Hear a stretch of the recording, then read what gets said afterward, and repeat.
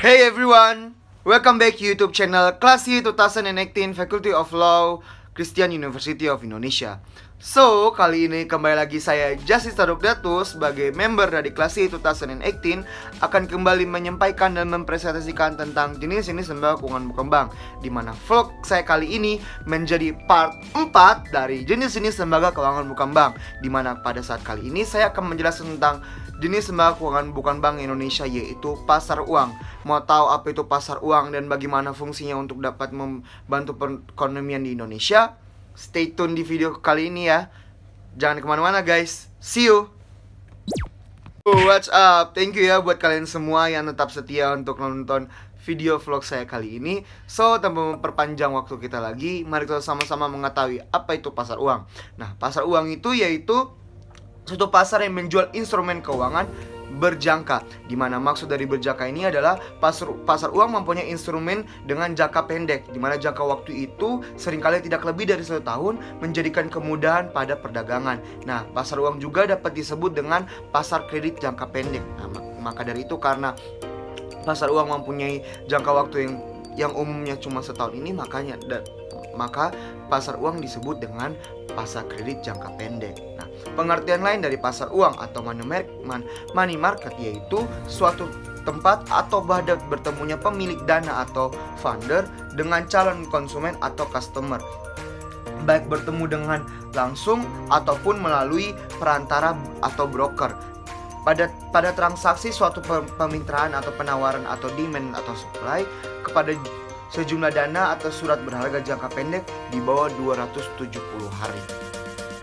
Secara singkat, pengertian pasar uang adalah tempat yang menjadi bertemunya antara pihak yang memiliki dana lebih dengan pihak yang kekurangan dana dalam jangka pendek. Nah, maka dari itu pasar uang ini adalah sebagai perantara dari pihak-pihak tersebut.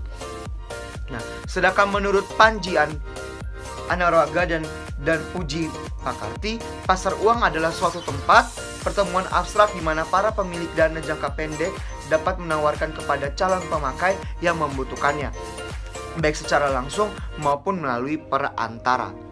Karena itu, pasar uang merupakan pasar likuiditas primer di mana pelaku dalam pasar uang yaitu lembaga-lembaga keuangan, misalnya bank, dana pensiun, dan perusahaan asuransi. Yang kedua, perusahaan-perusahaan besar, misalnya perusahaan yang sudah go public menerbitkan commercial paper. Yang ketiga, lembaga-lembaga pemerintah, misalnya Bank Indonesia dalam menerbitkan sertifikat Bank Indonesia atau SBI. Dan individu-individu, misalnya rumah tangga membeli sertifikat Bank Indonesia. Nah, instrumen atau surat-surat berharga yang diperjualbelikan di pasar uang ada beberapa atau terdiri beberapa, yaitu ada namanya treasury bills, di mana treasury bills atau T-bills merupakan instrumen hutang yang diterbitkan oleh pemerintah atau bank sentral yang dimana terdapat di Amerika Serikat atas tunjuk dengan jumlah tertentu yang akan dibayarkan kepada pemegang pada tanggal yang telah ditetapkan. Nah, T-bills ini tidak memberikan bunga secara langsung, tetapi dijual atas dasar diskonto. Dengan jumlah diskonto diterapkan melalui proses pelelangan T-bills.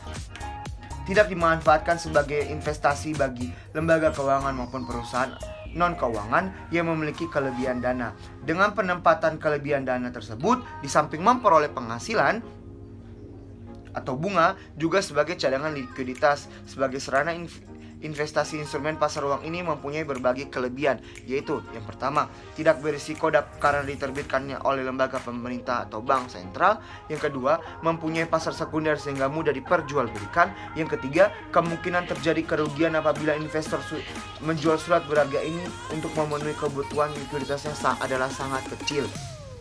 Maka dari itu, perusahaan atau lembaga yang menjadi investor utama dalam T-bills ini antara lain bank sentral, bank-bank umum, mutual funds, BUMN, lembaga-lembaga keuangan non-bank, perusahaan-perusahaan, dan badan pemerintah negara lain dan individu. Dan berikut ada commercial paper, di mana commercial paper atau CP merupakan proses yang tidak disertai dengan jaminan yang diterbitkan oleh perusahaan atau bank untuk mendapatkan dana jangka pendek. Nah, CP ini dijual kepada investor dalam pasar uang. Dengan demikian, CP pada dasarnya merupakan proses di mana penerbit berjanji akan membayar sejumlah uang tertentu kepada saat CP jatuh tempo. Nah, di mana waktu CP ini berkisar mulai dari beberapa hari sampai dengan 270 hari penjualan CP pada umumnya dengan sistem diskonto. Nah, yang berikut ada Negotiable Certificate of Deposit, di mana Negotiable Certificate of Deposit atau CD atau sertifikat deposito merupakan instrumen yang diterbitkan oleh suatu bank untuk dan dinyatakan dalam suatu jumlah, jangka waktu, dan tingkat bunga tertentu. Sertifikat deposito diterbitkan oleh bank-bank umum atas dasar diskonto dengan nilai nominal sekurang-kurangnya 1 juta rupiah dan jangka waktu 30 hari sampai dengan 1 tahun. Nah, yang berikut ada Bankers Acceptance atau BA. Nah, Bankers Acceptance atau BA ini merupakan wesel bank yang ditarik oleh seorang eksportir atau importir atau suatu bank umum untuk membayar sejumlah barang atau membeli valuta asing yang diberi tanda accepted. Apabila bank menyetujui wesel tersebut dan dapat diperjualbelikan di pasar uang sebagai salah satu sumber pendanaan jangka pendek, BA merupakan instrumen jangka pendek yang dapat dipindah tangankan. Yang berikut ada Bill of Exchange, di mana Bill of Exchange atau wesel adalah suatu perintah tertulis tak bersyarat yang ditujukan oleh seseorang kepada pihak lainnya untuk membayar sejumlah uang pada saat diperlihatkan atau pada tanggal tertentu kepada penarik atau order atau pembawa surat wesel, karena berisikan hal-hal sebagai berikut, di mana dalam kaitannya dengan penarikan wesel ini adalah 1. Perintah tak bersyarat untuk membayar sejumlah uang tertentu. 2. Nama orang yang harus membayar atau tertarik atau pembayar. Yang ketiga, penetapan hari bayarnya. Yang keempat, penetapan tempat di mana pembayaran harus dilakukan. Yang kelima, nama orang atau pihak lain yang ditunjuk untuk dilakukan pembayaran. Yang keenam, tanggal dan tempat surat wesel ditarik. Yang ketujuh, tanda tangan orang-orang yang mengeluarkannya atau penarik. Yang kedelapan, jangka waktu jatuh tempo wesel ini umumnya berkisar 6 hari sampai 180 hari. Yang kesembilan, repurchase agreement atau repo.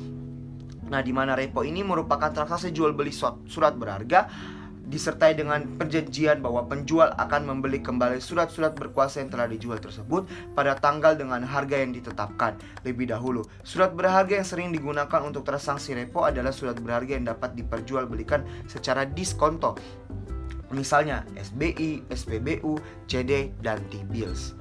Nah, sertifikat yang berikut ada sertifikat Bank Indonesia atau SBI. SBI pada dasarnya merupakan surat berharga atas unjuk dalam satuan uang rupiah yang diterbitkan dalam sistem diskonto oleh Bank Indonesia sebagai pengakuan hutang jangka pendek.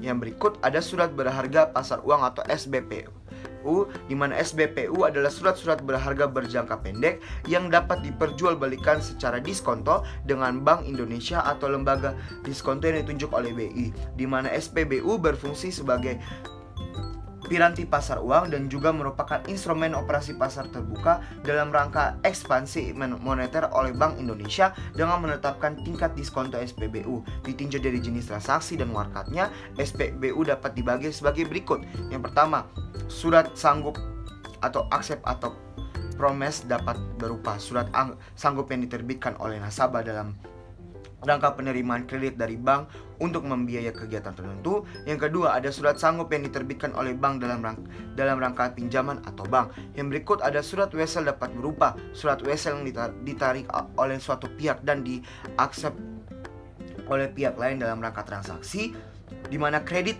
untuk membiayai kegiatan tertentu. Yang berikut ada call money, di mana call money merupakan salah satu sarana penting untuk mendorong pengembangan pasar uang, di mana pasar uang antar bank pada dasarnya adalah kegiatan pinjam meminjam dana antara satu bank dengan bank lainnya untuk jangka waktu pendek. Nah, setelah mengetahui jenis-jenis dan instrumen apa saja yang terdapat dalam pasar uang, maka dari itu kita juga dapat mengetahui tentang apa sih sebenarnya fungsi dan tujuan dari pasar uang itu sendiri, di mana fungsi utama dan tujuan pasar uang adalah untuk menyatukan pemilik dana dengan mereka yang membutuhkan dana. Nah, mengacu pada definisi pasar uang di atas, beberapa fungsi dan tujuan dari Keberadaan pasar uang adalah sebagai berikut. Yang pertama, sebagai mediator dan fasilitator perdagangan efek jangka pendek. Yang kedua, sebagai sumber dana untuk modal kerja bagi perusahaan yang membutuhkan modal tambahan untuk ekspansi. Yang ketiga, sebagai mediator dan fasilitator kegiatan investasi mulai dari investor asing hingga pengusaha lokal dalam bentuk pinjaman jangka pendek. Yang berikut, sebagai fasilitator bagi orang yang membeli surat berharga pasar uang dan sertifikat Bank Indonesia atau SBI. Nah, setelah fungsi dan utama dari pasar uang yang sudah saya jelaskan tadi, atau sudah saya sebutkan tadi, kita juga dapat mengetahui nih, apa sih sebenarnya perbedaan pasar uang dan pasar modal, di mana perbedaan pasar uang dan pasar modal itu dari instrumen pasar uang periode waktunya adalah jangka pendek atau lebih kecil dari 270 hari, sedangkan pasar modal periodenya jangka panjang. Nah, yang berikut, produk pasar uang yang utama adalah SBI, SBPU, dan deposito, sedangkan produk pasar modal adalah saham, obligasi, dan reksadana. Yang berikut, ada pasar uang diotorisasi oleh Bank Indonesia, sedangkan pasar modal oleh Departemen Keuangan melalui Badan Pengawas Pasar Modal atau BPPAM yang sekarang sudah diawasi oleh OJK atau Otoritas Jasa Keuangan. Yang berikut, ada proses seluruh transaksi pasar uang ada di bank, sedangkan pasar modal di bursa efek dan perusahaan sekuritas. Yang berikut, resiko dan earning pasar uang lebih kecil karena sedangkan pasar modal di bursa, sementara pasar modal risiko dan earningnya lebih tinggi. Nah, setelah kita mengetahui apa itu jenis-jenis, fungsi utama, dan perbedaan pasar uang dan pasar modal, ya, yang menjadi hal atau terakhir atau kesimpulan dari materi kita kali ini, kita akan mengetahui dengan apa sih sebenarnya peraturan atau ketentuan yang mengatur tentang pasar uang itu sendiri. Yang pertama, Peraturan Bank Indonesia nomor 7/20/PBI/2005 tentang perubahan atas Peraturan Bank Indonesia nomor 5/PBI/2003 tentang perusahaan pialang pasar uang rupiah dan valuta asing. Yang berikut, ada Peraturan Bank Indonesia nomor 21/5/PBI/2019 tentang penyelenggara sarana pelaksanaan transaksi di pasar uang dan pasar valuta asing. Nah, dari itu kita dapat mengetahui bahwa awal mula peraturan atau ketentuan yang mengatur tentang pasar uang terdapat dalam Peraturan Bank Indonesia nomor 5/5/PBI/2003 tentang perusahaan pialang pasar uang rupiah dan valuta asing, yang dimana setelah itu diubah dengan peraturan yang muncul pada tahun 2005, yaitu Peraturan nomor 7/20/PBI. Nah, demikian penjelasan saya tentang pasar uang dan ketentuan-ketentuan yang mengatur tentang pasar uang. Mohon maaf jika ada kekurangan atau kesalahan-kesalahan dalam presentasi saya yang tidak saya sadari, walaupun saya sadari. Biarlah presentasi saya kali ini dapat menjadi pengetahuan dan edukasi bagi teman-teman semua, saudara-saudari dan bapak ibu dimanapun berada. Dan dengan pengetahuan ini menjadi bekal bagi kita untuk menghadapi hari esok dalam membangun perekonomian Indonesia. Sampai di sini dulu ya video vlog kita kali ini. See you in the next vlog, guys.